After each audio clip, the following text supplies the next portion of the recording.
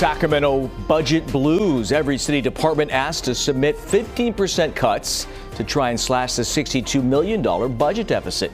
As we'll start tonight here at 6. Thanks for joining us. I'm Tony Lopez. And I'm Marley Ginter. Those cuts are forcing leaders to make some pretty tough decisions. In tonight's Politics at Large, Steve is live for us in Natomas with what cuts to the city fire department could look like there, Steve. Well, guys, I'm standing in front of Fire Station 2, which is already browning out one of its engines on some weekends because of staffing problems. Now the question is, will the city begin browning out full stations because of their budget crisis? Homes are going up fast in this North Lake community of Natomas. It's pretty good, quiet, safe. Bryna Somaya moved in with her family. The massive development was also supposed to have its own fire station constructed when half the development was built.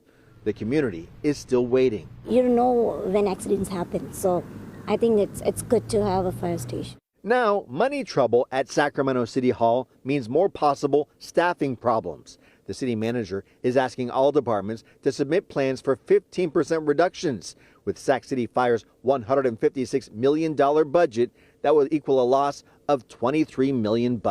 That would probably mean at any one time, it could be 4, 5, 6 stations that are browned out. And when you have that, then it's longer time for calls of service. Sacramento Councilmember Lizzie Kaplan is opposed to cuts for the fire department. She describes as already facing financial shortfalls. Last year, the city approved a $750,000 transfer from its general fund to the fire department to cover a shortfall due to a rising cost for all fire vehicles. We've got old fire trucks that because we don't have enough fire stations and because we've grown as a city but haven't grown the amount of fire stations proportionally, our fire trucks and equipment are getting more use and are wearing out faster than normal.